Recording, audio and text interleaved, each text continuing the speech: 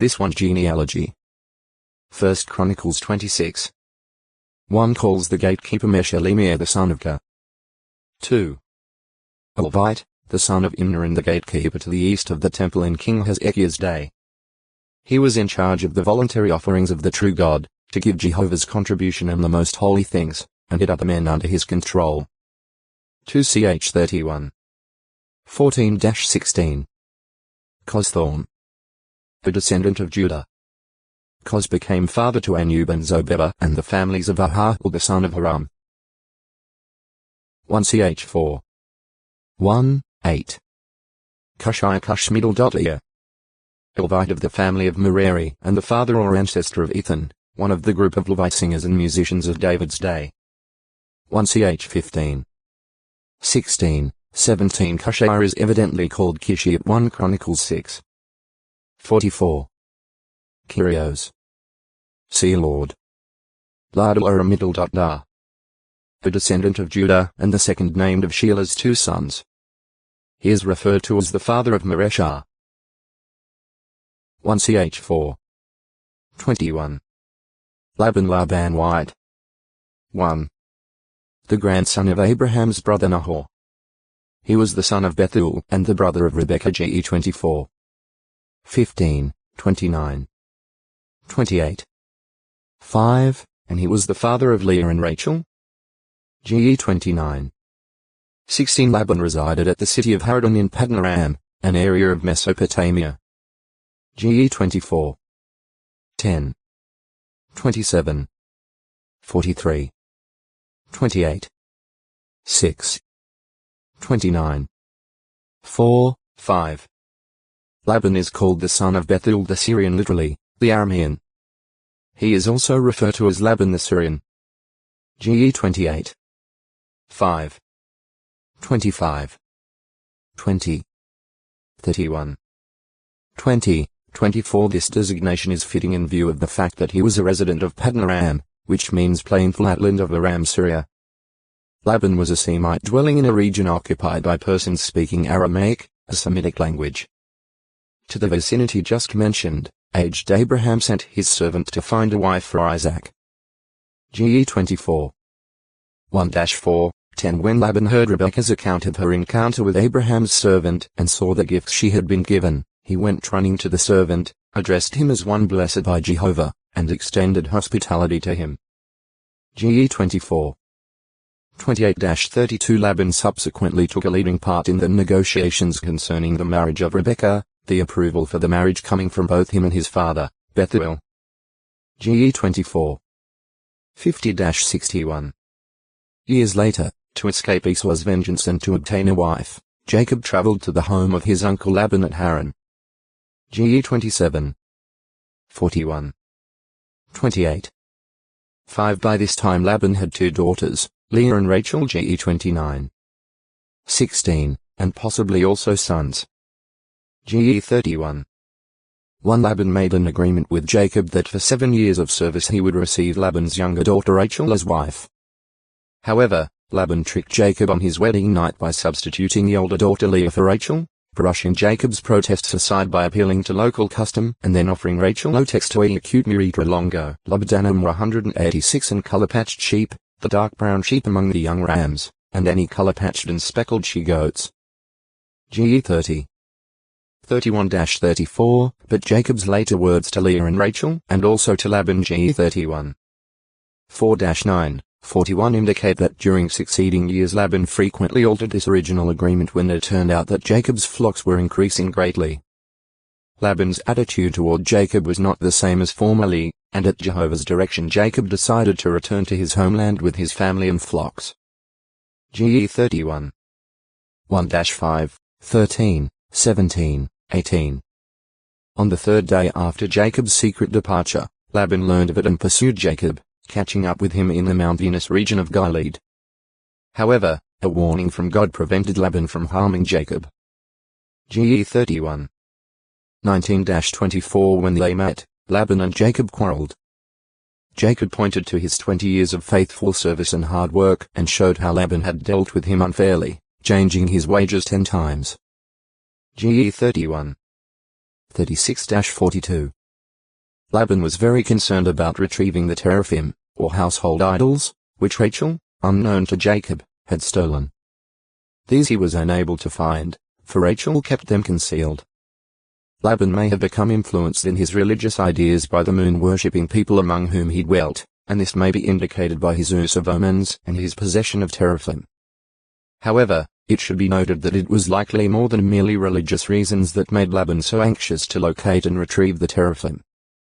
Tablets unearthed at Nuzini Kirkuk, Iraq, reveal that, according to the laws of patriarchal times in that particular area, possession of such household idols by a woman's husband could give him the right to appear in court and claim the estate of his deceased father-in-law. Hence, Laban may have thought that Jacob himself stole the teraphim in order to dispossess Laban's own sons later. This may explain why, on failing to locate the household gods, Laban was anxious to conclude an agreement with Jacob that would ensure that Jacob would not go back with the household gods after Laban's death to deprive his sons of their inheritance. GE 31. 30-35, 41-52. Laban made a covenant of family peace with Jacob, and to memorialize it, a stone pillar and a heap of stones were set up. Using Hebrew, Jacob called the heap Gilead, meaning witness heap. Laban called it Jegar-Sahadutha, using an Aramaic, or Syrian, expression having the same meaning. It was also called the watchtower. GE 31. 43-53. After bidding his grandchildren and daughters farewell, Laban returned home, and the Bible record makes no further mention of him. GE 31. 54-55. 2. A place mentioned at Deuteronomy 1. 1 in relation to the desert plains in front of Sup. The exact location of Laban is unknown. Labdanum labdar-middle.num. A soft, black or dark brown gum that exudes from the leaves and branches of several varieties of cistus, or acros. The gum has a bitter taste but a fragrant odor. It is used in perfumes and, at one time, was also extensively employed in medicine. With reference to this substance, the ancient Greek historian Herodotus 3:112 wrote, "It is gathered from the beards of he-goats, where it is found a sticking like gum, having come from the bushes on which they browse. It is used in many sorts of unguents ointments, and is what the Arabs burn chiefly as incense." Translation by G. Rawlinson. The Hebrew word nekhoth designates this item carried by a caravan of Ishmaelites to whom Joseph was sold, and one of the fine products that Jacob told his sons to take as a gift to one who was ruler in Egypt. GE 37. 25. 43.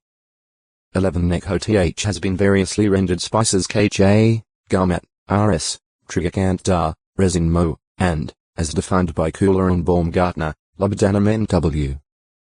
Lexicon in Veteris Testamenti Libros, Leiden, 1958, p. 615. Labor. See forced labor. Hired laborer. Labor pains. The tribulation associated with giving otex to a acute meritra longo, labor pains 187. It is true that the pain of pregnancy and childbearing may be relieved by medical treatment and may even be prevented to some extent by care and preparatory methods. But, generally, childbirth remains a physically distressing experience. GE 35. 16-20. ISA 26. 17. Symbolic use. Despite labor pains associated with childbearing, there is happiness attendant upon the birth of a child. When Jesus Christ spoke intimately with his apostles on the evening before his death, he used this circumstance as an illustration. He explained to them that he was going to leave them and then went on to say, "Most truly I say to you, you will weep and wail, but the world will rejoice. You will be grieved, but your grief will be turned into joy. A woman, when she is giving birth, has grief, because her hour has arrived. But when she has brought forth the young child, she remembers the tribulation no more because of the joy that a man has been born into the world. You also, therefore, are now, indeed, having grief. But I shall see you again and your hearts will rejoice, and your joy no one will take from you." Job 16. 20-22. This painful time did come upon them for parts of 3 days, when they doubtless wept and afflicted their souls by fasting. 5. 35. Compare PS 35. 13. But early on the morning of the third day, Nisan 16, and for 40 days after that, the resurrected Jesus appeared to certain of the disciples. Imagine their joy. On the day of Pentecost, the 50th day from Jesus' resurrection, God's Holy Spirit was poured out upon them, and they became joyful witnesses of his resurrection, first in Jerusalem and later in distant parts of the earth. Act 1. 3, 8 And no one could take their joy away. Job 16. 22. The psalmist described a gathering of kings as they viewed the splendor and magnificence of God's holy city Zion, with its towers and ramparts of strength. He says, they themselves saw, and so they were amazed. They got disturbed, they were sent running in panic. Trembling itself took hold of them there, birth pangs like those of a woman giving birth. PS 48. 1-6 The psalm apparently describes an actual occurrence in which enemy kings were panic-stricken in a projected attack on Jerusalem. Jeremiah, in prophesying defeat to come upon mighty Babylon, told of a people from the north, the report about whom would cause the king of Babylon to have severe pains, like a woman giving birth. It was fulfilled when Cyrus came against Babylon, and particularly when the mysterious handwriting appeared on the wall at Babylonian king Belshazzar's feast. This the prophet Daniel interpreted to Belshazzar as portending the immediate fall of Babylon to the Medes and Persians. J 50. 41-43. Da 5. 5, 6, 28. Concerning the coming of Jehovah's day, the Apostle Paul explained that it would be when the cry of peace and security is being proclaimed. Then sudden destruction is to be instantly upon them, just as the pang of distress upon a pregnant woman. And they will by no means escape. 1th 5. 2, 3 Labor pains come suddenly, the exact day and hour not being foreknown. The pains first are about 15 to 20 minutes apart, becoming closer together as labor advances. In most cases the time of labor is relatively short, especially in its second stage, but once labor pains begin, the woman knows that a birth is approaching and that the ordeal must be undergone. There is no escape. In the Apostle John's vision in Revelation he saw a heavenly woman crying out in her pains and in her agony to give birth. The child born was a son, a male, who is to shepherd all the nations with an iron rod. In spite of the dragon's efforts to devour it, her child was caught away to God and to his throne. Read 12. 1, 2, 4-6 The son's being caught away by God would denote God's acceptance of the child as his own, even as it was customary in ancient times to present a newborn child before its father for o textoi acute miritra longo. Lachish 188 With the coming of Jehovah's day. Now as for the times and the seasons, brothers, you need nothing to be written to you. You, brothers, you are not in darkness, so that that day should overtake you as it would thieves. 1th 5. 1, 4. Lachish, a Judean city in the Shephelah. Jos 15. 21, 33, 39 Lachish is identified with Tel Egdawir Tel Lachish, a mount surrounded by valleys, and lying some 24 kilometers 15 MW of Hebron. Anciently this site occupied a strategic position on the principal road linking Jerusalem with Egypt. At one time the city covered an area of about 8 hectares, 20 acres and perhaps had a population numbering between 6,000 and 7,500 persons. At the time of Israel's conquest of Canaan, Jephthah the king of Lachish joined 4 other kings in a military offensive against Gibeon, a city that had made peace with Joshua. Jos 10. 1-5 In response to Gibeon's appeal for aid, the Israelite army staged an all-night march from Gilgal. With Jehovah's help, they defeated the Canaanite alliance, trapped the kings themselves in a cave, and thereafter executed them. Jos 10. 6-27. 12. 11 Later, the city of Lachish was taken in less than 2 days of fighting, and its inhabitants were slain. Also, Horam the king of Gezer, who came to the aid of Lachish, suffered defeat. Jos 10. 31-35. Some archaeologists link Israel's campaign against Lachish with a thick layer of ash uncovered at Tel Egdawir, in which, among other things, a scarab of Ramses was found. But the Bible does not state that the city was burned, as it does in the case of Jericho Joes 6. 24, 25, I Joes 8. 28, and Hazor Joes 11. 11. Rather, Joshua 11. 13 seems to indicate that the Israelites rarely burned a city standing on their own mounds. So there is no scriptural basis for placing the destruction causing the ash layer in the time of Joshua and then dating the Israelite conquest of Canaan accordingly. It is also noteworthy that the Ramses to whom the scarab should be assigned cannot be definitely ascertained. At least one archaeologist attributed the scarab to Ramses III and advanced the thought that Lachish was destroyed by the Philistines in the 12th century BCE during Hoboam's reign 997-981 BCE. Lachish was strengthened militarily. 2 ch 11.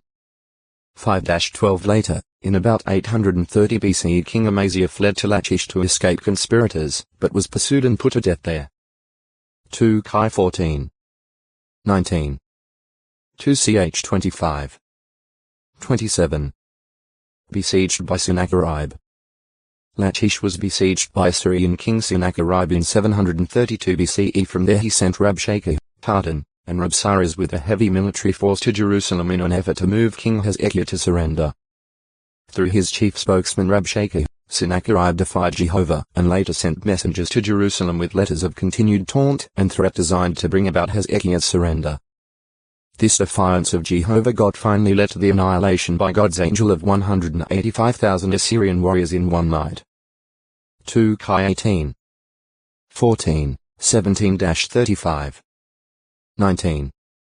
8-13, 32-35. Issa 36. 1-20. 37. 8-13, 33-36. A portrayal of the siege of Lachish, from Sennacherib's palace at Nineveh, indicates that the city was encompassed by a double wall having towers at regular intervals and that palms, grapes, and figs flourished in the surrounding hilly area. The scene showing Sennacherib receiving the spoils of Lachish is accompanied by the following inscription. Sennacherib, king of the world, king of Assyria, sat upon an Imdu throne and passed in review the booty taken from Lachish like Hisu. Ancient Near Eastern Texts, edited by J. B. Pritchard, 1974, p. 288. Captured by Babylonians. When the Babylonians under Nebuchadnezzar overran Judah 609-607 BCE, Lachish and Azekah were the last two fortified cities to fall before Jerusalem was taken. J 34. 6, 7 What are known as the Lachish letters written on pottery fragments, 18 of which were found at Tel Ed-Dawir in 1935 and 3 more in 1938 appear to owe text to a acute Miritra Longo. Lake of Fire 189 Idolatry introduced in Jerusalem originated at Lachish. Or, the sin possibly involved Judah's reliance on horses and chariots, which may have been received at Lachish from Egypt. Ladan Ladan. 1. An Ephraimite ancestor of Joshua. 1 ch 7. 22, 26, 27. 2. A Gershonite Levite from whom several paternal houses originated. 1 ch 23. 7-9. 26. 21 He evidently was also called Libni. X 6. 17. Ladder. The only biblical reference to a ladder is at Genesis 28.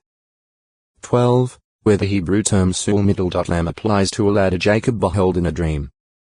The patriarch saw a ladder, or perhaps what looked like a rising flight of stones stationed upon the earth, with its top reaching up to the heavens. God's angels were ascending and descending on the ladder, and the representation of Jehovah God was above it. GE 28. 13th This ladder with the angels upon it indicates the existence of communication between earth and heaven, and that angels minister in an important way between God and those having his approval. When Jesus said to his disciples, "Most truly I say to you men, you will see heaven opened up and the angels of God ascending and descending to the Son of Man," he may have had in mind Jacob's vision. Job 1.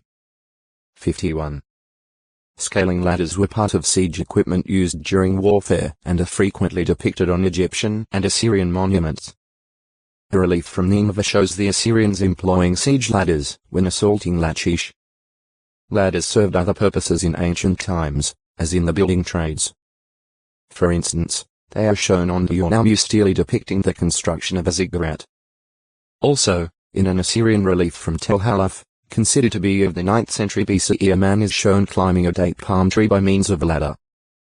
Lady. Sea Queen. Lael belonging to God.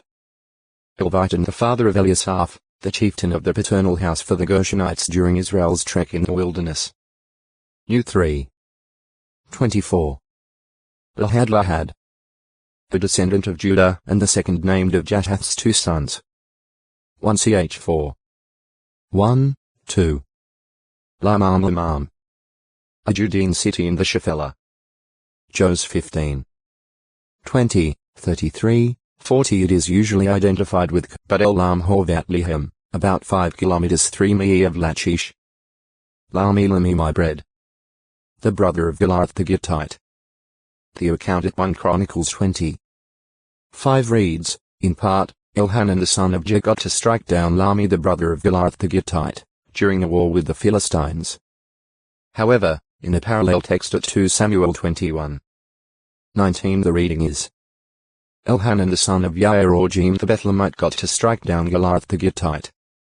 In the latter text it appears that eth-me in English, Lami, the Hebrew term eth merely denoting that Lami is the object of a verb, was misread by a copyist to be Beit-Thal-me Bethlehemite. Therefore the original probably read, got to strike down Lami, just as the parallel text at 1 Chronicles 20.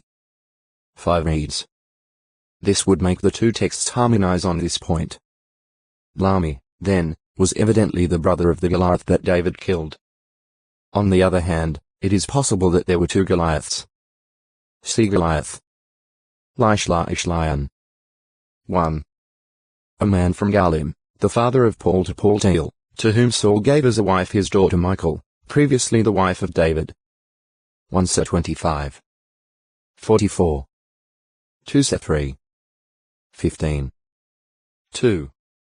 A northern Canaanite city destroyed by the Danites, who thereafter rebuilt it and gave it the name of Dan JG 18. 27-29. Also called Leshem. Jos 19. 47. See Dan No. 3. Lays Halarai Shalion. A town in the territory of Benjamin identified by F-Enable Geography de la Palestine, Paris, 1938, Volume 2, p. 368 with Izawiya, about 2.5 kilometers 1.5 mi of the Temple Mount in Jerusalem.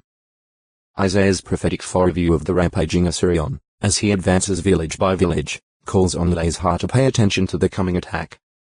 Issa 10. 30. Lake of Fire. This expression occurs only o text to a acute muritra longo. Lakem 190 has inherited from Adam Row 5. 12, nor does it refer to Hada's Sheol. It must, therefore, be symbolic of another kind of death, one that is without reversal, for the record nowhere speaks of the lake as giving up those in it, as do Adamic death and Hada's Sheol. Re 20.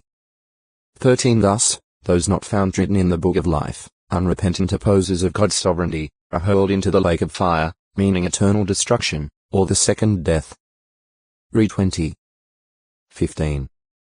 While the foregoing texts make evident the symbolic quality of the lake of fire, it has been used by some persons to support belief in a literal place of fire and torment.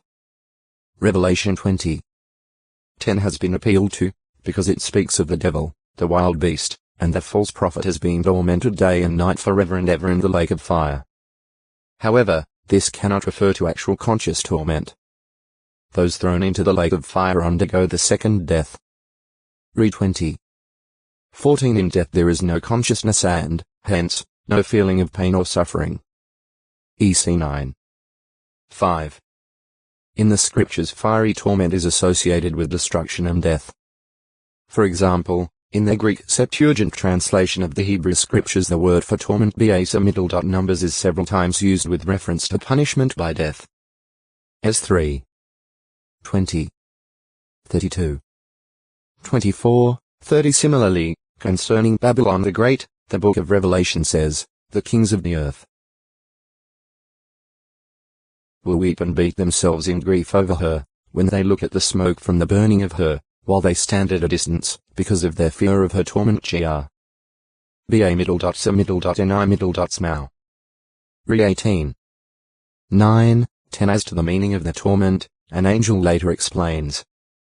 Thus with a swift pitch will Babylon the great city be hurled down, and she will never be found again. Re 18.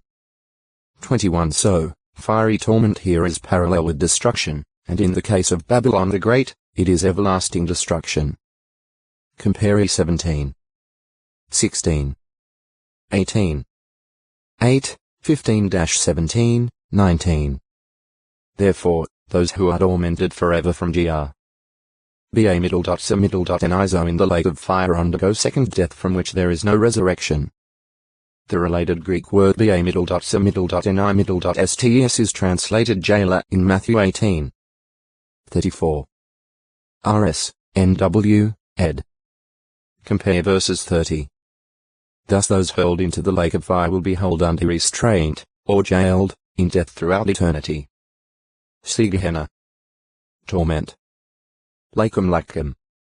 A boundary site of Naphtali. Jos 19.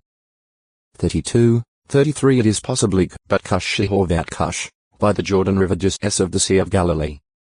Lamb. See sheep. Lame, lameness. A physical handicap that prevents a person from walking normally. Lameness may date from birth, because of congenital deformities. Act 3. 2. 14. 8, but most cases are caused by accidents or diseases. Aaronic priesthood. A lame person who was a descendant of Aaron could not serve in the priesthood, although he was allowed to eat from the things provided for the priesthood for their sustenance. La 21.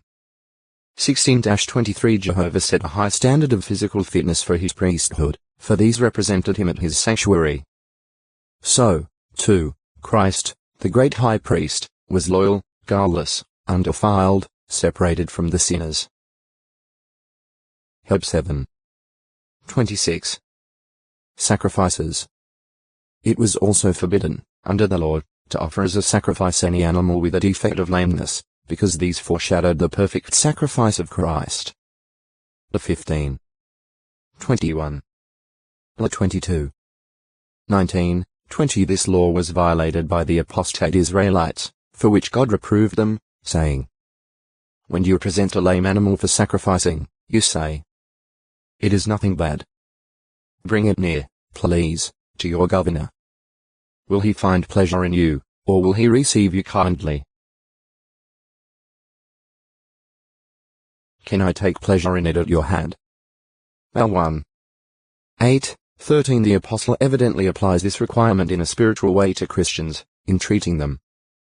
Present your bodies as sacrifice living, holy, acceptable to God, a sacred service with your power of reason.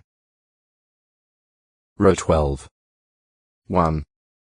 Jacob's O textoi acute muritra longo, lame, lameness 191. You will not come in here, but the blind and the lame ones will certainly turn you away, they thinking. David will not come in here. They may have actually placed such persons on the wall as defenders, as is stated by Josephus Jewish Antiquities, 7, 61-3, 1, and this may be the reason why David said, anyone striking the Jebusites, let him, by means of the water tunnel, make contact with both the lame and the blind, hateful to the soul of David. These lame and blind ones were the symbol of the Jebusites' insult to David and, more seriously, their taunt against the armies of Jehovah. David hated the Jebusites, along with their lame and blind, for such arrogance. He may actually have been calling the Jebusite leaders themselves the lame and blind, in derision. 2 Sir 5. 6-8. As to the statement in verse 8, that is why they say, the blind one and the lame one will not come into the house. Several explanations have been offered.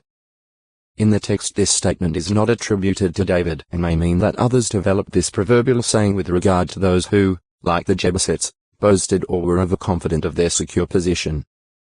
Or, the saying might have meant, no one who holds intercourse with disagreeable people like the Jebusites will enter. Others would render the text, because the blind and the lame continued to say, he shall not come into this house, or, because they had said, even the blind and the lame, he shall not come into the house. Barrett's synopsis of criticisms, London, 1847, Volume 2, Part 2, p. 518. KJ margin. On a later occasion, Elijah asked the Israelites, "How long will you be limping upon two different opinions? If Jehovah is the true God, go following him. But if Baal is, go following him." At that time the Israelites were claiming to worship Jehovah, but at the same time were worshipping Baal. Their course was unsteady and halting, like that of a lame man. During the contest that ensued, when the prophets of Baal were vainly trying from morning till noon to get their God to answer them, they kept limping around the altar that they had made. This may be a mocking description of the ritualistic dance or hobble of the fanatical Baal worshippers, or it may be that they limp because of their tiredness from the long, futile ritual. 1 Kai 18. 21-29.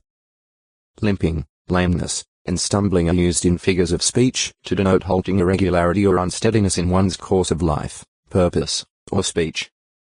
Bildad, supposedly warning Job of dangers ahead for him, said of a person taking a wicked course, "Disaster stands ready to make him limp." Job 18. 12. In a similar figure David and Jeremiah spoke of their enemies as waiting for them to make an unsteady step, watching for them to limp, so that, as Jeremiah's foes said, we may prevail against him and take our revenge upon him. Job 20. 10. PS 38. 16, 17. The enemies of Jesus Christ wanted to see him stumble, or limp, in his speech so as to entrap him. Mount 22. 15. Proverbial usage. As one that is mutilating his feet which would make him lame, as one that is drinking mere violence, is he that is thrusting matters into the hand of someone stupid, said wise King Solomon. Truly, the man employing a stupid person to handle any project for him is doing crippling violence to his own interests. He is certain to see his proposed work collapse, with damage to himself. PR 26. 6. The Proverbs continue with a like illustration. Have the legs of the lame one drawn up water? Then there is a proverb in the mouth of stupid people. PR 26. 7. In ancient times, especially in cities built upon mounds, it was often necessary to climb down a ladder or a long stairway to bring water up from the well. A stupid person trying to speak or apply a proverb is as clumsy and ineffective as a lame man trying to carry water up a stairway. God's ancient nation. In speaking of the restoration o textoi acute miritra longo, Lamech 192 spiritually immature ones, who should be making better progress. Heb 5. 12-14. Then, after speaking of discipline, he said, "Keep making straight paths for your feet, that what is lame may not be put out of joint, but rather that it may be healed." Heb 12. 13. Even stronger ones should carefully watch how they walk in their Christian course, so that the weaker, spiritually lame ones would not stumble or injure themselves. If those stronger in faith used their spiritual freedom to do certain things that were lawful, those weaker in faith might be stumbled by their actions. Row 15. 1. The Apostle Paul sets forth as an example of this principle the matter of eating and drinking. Row 14. 13-18, 21. In this passage he counsels, in part, make this your decision, not to put before a brother a stumbling block or a cause for tripping. He says, it is well not to eat flesh or to drink wine or do anything over which your brother stumbles. Compare 1 Co 8. 7-13. On the other hand, the Apostle shows, a Christian should strengthen his own spiritual legs so that he will not limp or be stumbled by what occurs or by what someone else does. He should make himself strong so as to keep steady in the Christian course. Paul says, let the one eating not look down on the one not eating, and let the one not eating not judge the one eating, for God has welcomed that one. Row 14. 3. This principle was expressed by the psalmist. Abundant peace belongs to those loving your law, and for them there is no stumbling block. PS 119. 165. Those loving God's law will not be caused to limp with spiritual lameness over any matter. Complete healing. Lameness has caused many tears. Just as Jesus Christ healed many lame and maimed persons when he was on earth, even restoring dried up body parts. Mr. 3. 1, 5.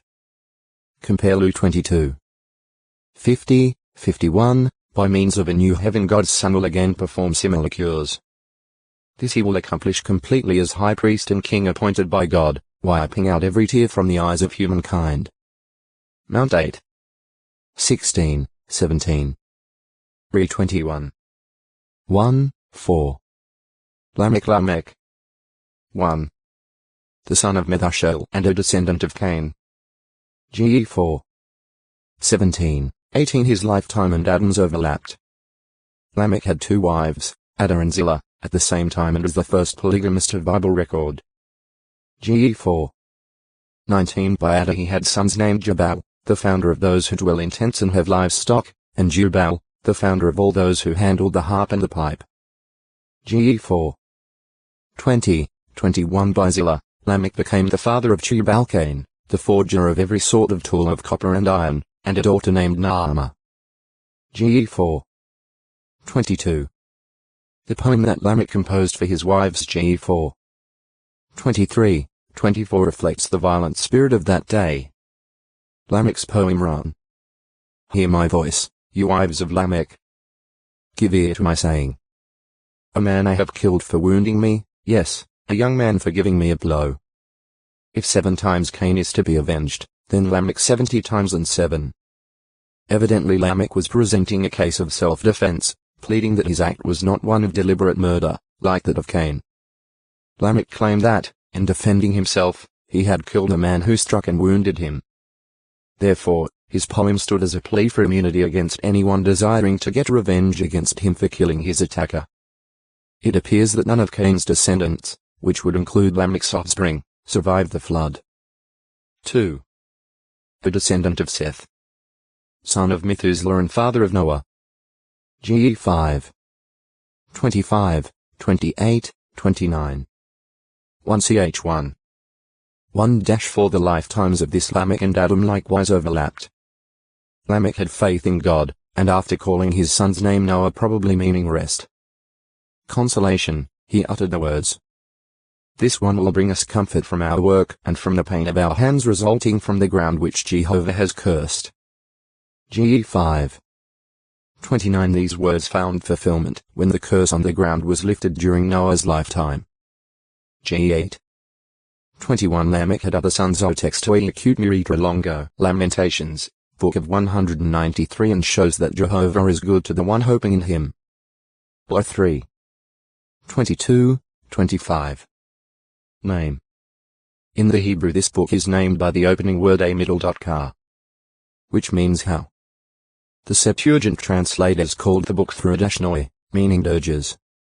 Laments. In the Babylonian Talmud Bava Batra 14b it is identified by the term chi middle note, meaning dirges.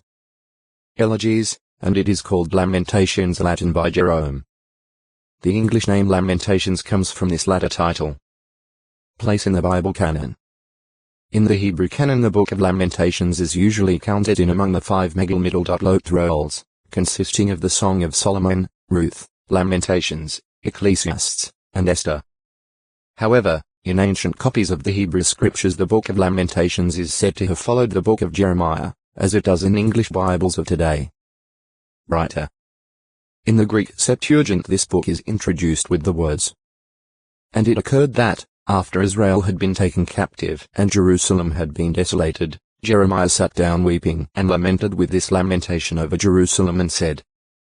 The Targums also identify Jeremiah as the writer, introducing it as follows. Jeremiah the prophet and great priest said. The introduction in the Clementine recension of the Latin Vulgate is, "And it occurred that, after Israel had been led away into captivity and Jerusalem was deserted, Jeremiah the prophet sat weeping and wailed with this lamentation over Jerusalem. And sighing with a bitter spirit, and moaning woefully, he said." Style. The 5 chapters of the Book of Lamentations consist of 5 poems, the first 4 of which are acrostics. The Hebrew alphabet has 22 distinct letters consonants, and in each of the first 4 chapters of Lamentations successive verses begin with different ones of the 22 letters of the Hebrew alphabet. Chapters 1, 2, and 4 each have 22 verses arranged alphabetically according to the Hebrew alphabet, verse 1 beginning with the first Hebrew letter Aleph, verse 2 commencing with the second letter, Beit, and so forth. to the end of the alphabet. Chapter 3 has 66 verses, and in it 3 successive verses begin with the same Hebrew letter before passing on to the next letter. In chapters 2, 3, and 4 there is a reversal of the letters E and PE. There they are not in the same order as in Lamentations 1 and PS 119. But this does not mean that the inspired writer of Lamentations made a mistake. It has been observed in a consideration of this matter. Still less does the irregularity in question permit of being attributed to an oversight on the part of the composer. For the irregularity is repeated in 3 poems. It is rather connected with another circumstance. For we find in other alphabetic poems also, especially the older ones, many deviations from the rule, which undeniably prove that the composers bound themselves rigorously by the order of the alphabet only so long as it fitted into 5 poems lamenting the tragedy that befell Jerusalem and its inhabitants in 607 BCE at the hands of the Babylonians, written by Jeremiah immediately after the destruction of Jerusalem. Jerusalem is personified as a widow bereaved of her children, with no one to give comfort. 1-22 She acknowledges that her sin against Jehovah is the reason for her distress. She prays for the Almighty to punish those who rejoice over her suffering. Jehovah has acted in anger against Jerusalem too.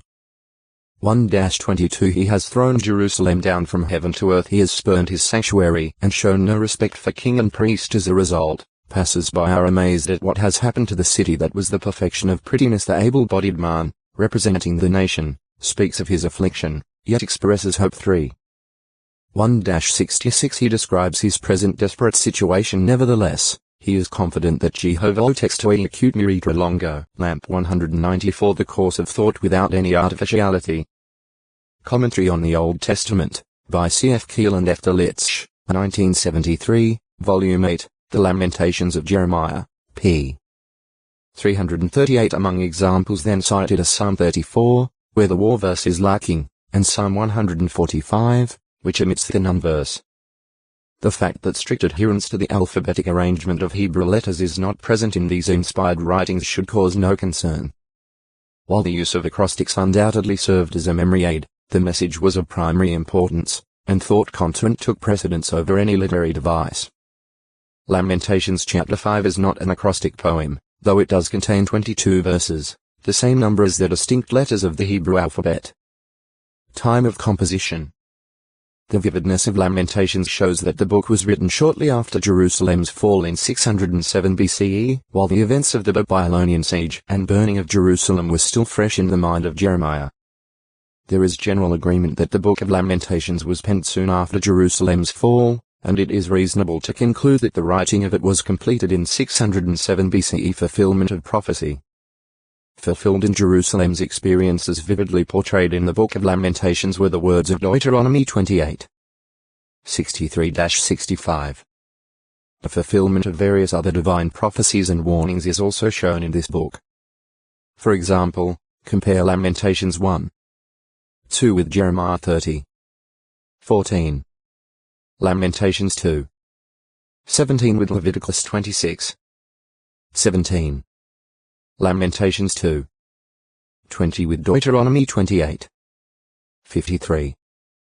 Contents. In the first chapter, beginning with verse 12, Jeremiah personifies Jerusalem, God's covenant woman Zion, as speaking. Issa 62.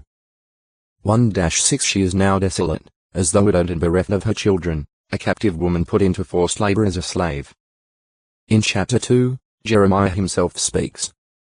In chapter 3, Jeremiah pours out his feelings, transferring them to the figure of the nation as an able-bodied man. In chapter 4, Jeremiah continues his lament. In the 5th chapter, the inhabitants of Jerusalem are pictured as speaking. The expressions of acknowledgement of sin, the hope and confidence in Jehovah, and the desire to turn to the right way, as portrayed throughout, were not the actual feelings of the majority of the people. However, there was a remnant like Jeremiah. So the view expressed in the Book of Lamentations is a true evaluation of Jerusalem's situation as God saw it. The Book of Lamentations is therefore a true and valuable record, inspired by God. Lamp.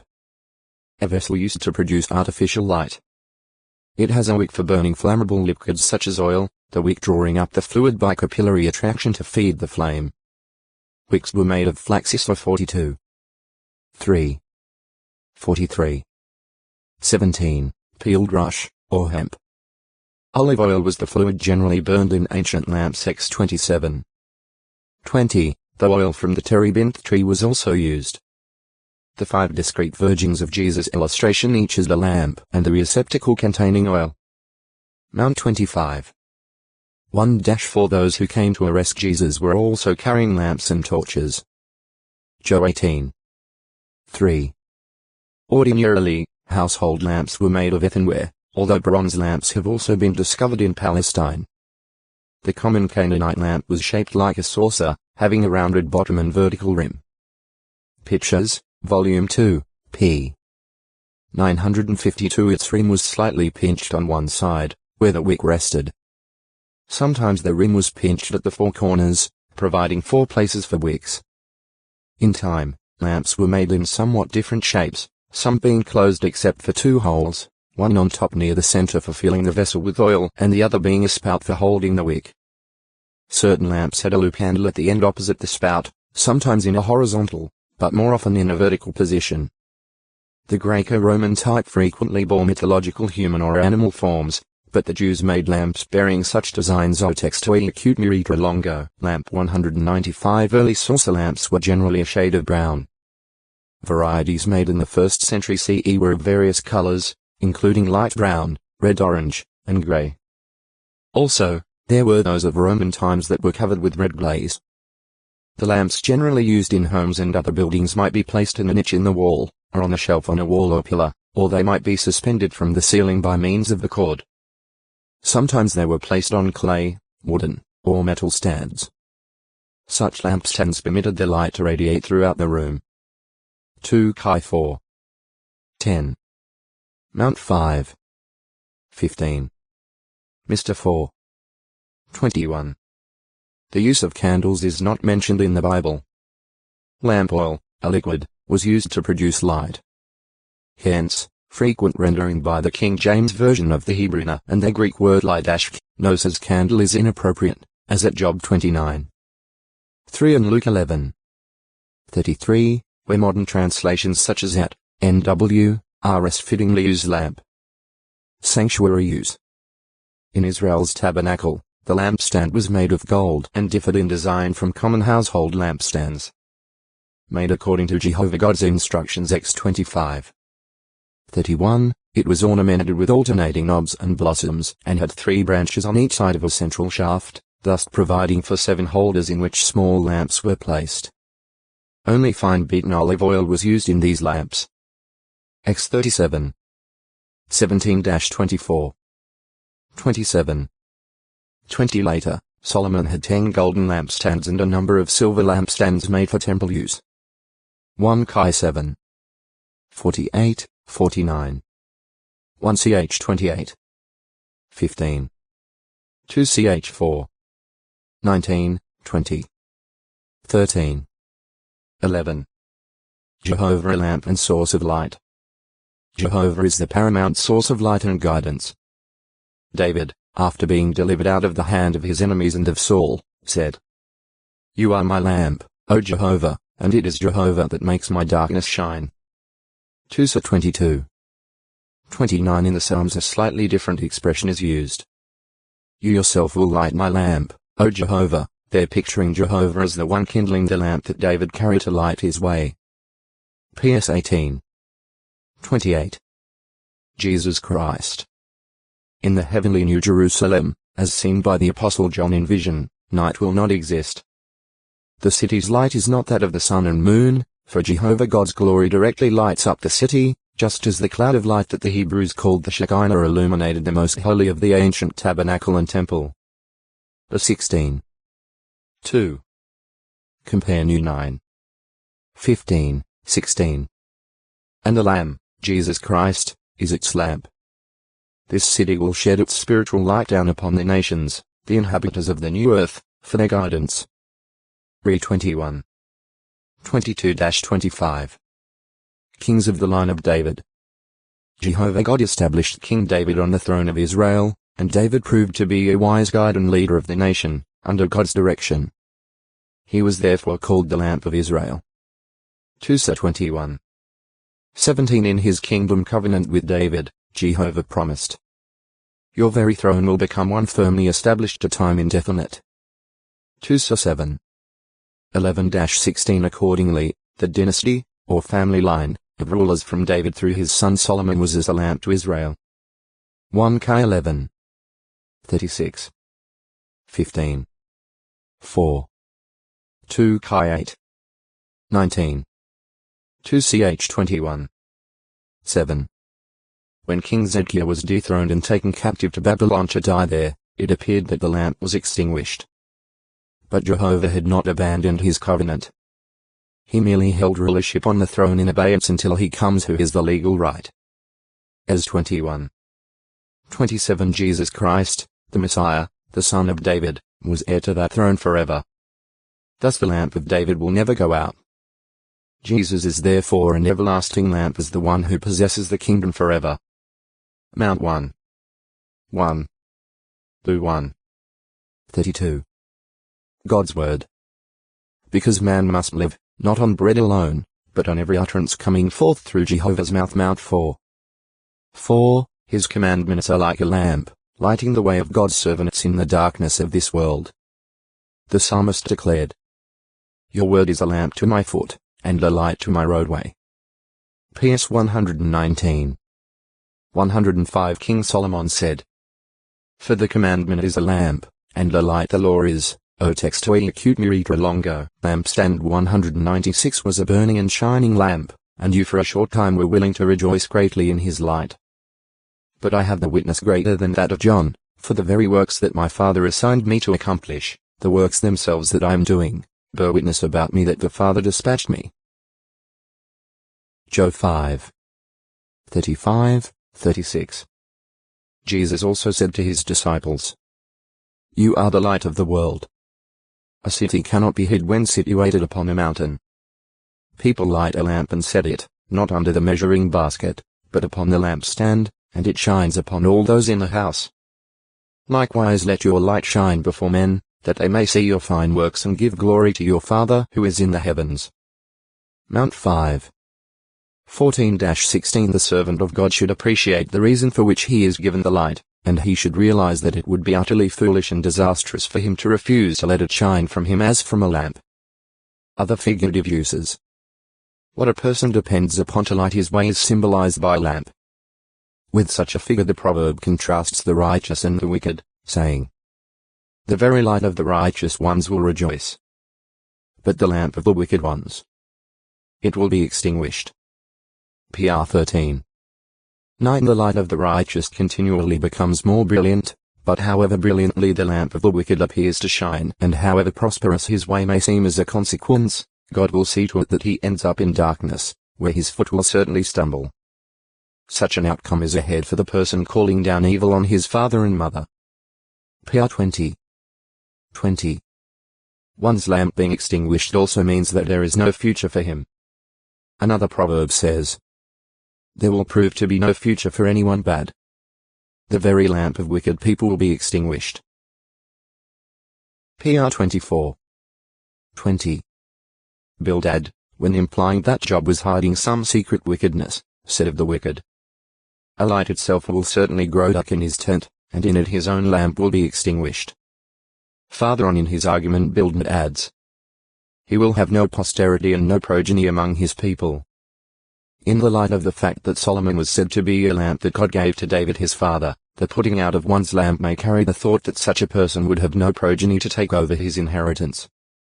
Job 18. 6, 19. 1 Kings 11. 36. One's eyes, figuratively, a lamp. Jesus said, "The lamp of the body is the eye. If, then, your eye is simple, sincere, all one way, in focus, generous, your whole body will be bright. But if your eye is wicked, your whole body will be dark." Mount 6. 22, 23. FTN The eye is like a lamp, because with it the body can walk about without stumbling and without bumping into anything. Jesus, of course, had in mind the eyes of the heart. F1. 18, as his words in the context show. Proverbs 31. 18. In saying of the good wife. Her lamp does not go out at night, uses a figurative expression meaning that she works industriously at night and even rises before dawn for further work. Compare PR 31. 15. According to Proverbs 20. 27, the breath of earthling man is the lamp of Jehovah, carefully searching all the innermost parts of the belly. By what a person breathes out, or gives vent to, whether good or bad expressions, he reveals, or sheds light on, his personality or inmost self. Compare 9. 1. Lampstand. A stand or support for an oil-burning lamp or lamps. Though mentioning lampstands in homes and other buildings to Kai 4. 10. Da 5. 5. Lu 8. 16. 11. 33. The Bible's emphasis is primarily on the lampstands associated with true worship. In the tabernacle, Jehovah directed Moses in vision to make for use in the tabernacle a lampstand heb. Mino middle dot ra. Gr. Li middle dot Nia of pure gold, of hammered work. Together with its lamps and utensils it was to weigh 1 talent. X 25. 31, 39, 40. 37. 17, 24. New 8. 4. Hob 9. 2. This would equal about 34 kilograms 92 pounds T, with a value, in modern O-textoe acute muritra longo, lampstand 197 x 31. 1-11. 35. 30-35 These men were doubtless good craftsmen, possibly learning the trade while slaves in Egypt. But Jehovah now put his spirit upon them so that the work could be perfectly done, exactly according to the pattern revealed and spoken to Moses. X 25. 9, 40. 39. 43. 40. 16. Use. Moses placed the lampstand in the tent of meeting in front of the table, on the side of the tabernacle to the south. Evidently it was parallel with the south side of the tent left-hand side as one entered, opposite the table of showbread. The light shone on the area in front of the lampstand, thus illuminating the holy place, which contained also the golden altar of incense. X 40. 22-26. New 8. 2, 3. At the time Moses completed setting up the tabernacle, on Nisan 1, 1512 BCE he followed Jehovah's instructions to light the lamps. X 40. 1, 2, 4, 25 Later on, Aaron did so. New 8.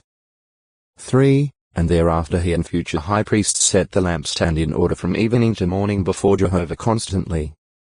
La 24. 3, 4 When Aaron dressed the lamps morning by morning and when he lit them between the 2 evenings, he also offered incense on the golden altar. X 30. 1, 7, 8. The lampstand, with the other tabernacle utensils, was transported during the wilderness journey by the Kohathite family of the tribe of Levi. First, however, the priests had to cover the articles, because, as Jehovah warned, non-priestly persons must not come in to see the holy things for the least moment of time, and so they have to die. The lampstand with its accessories was covered with a blue cloth and then put into a covering of sealskin and put onto a bar for carrying. New 4.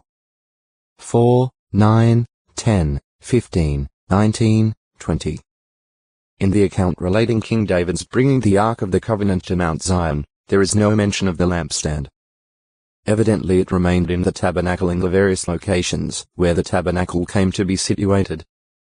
In the temples, David gave to Solomon the architectural plans for the temple, which plans he had received by inspiration.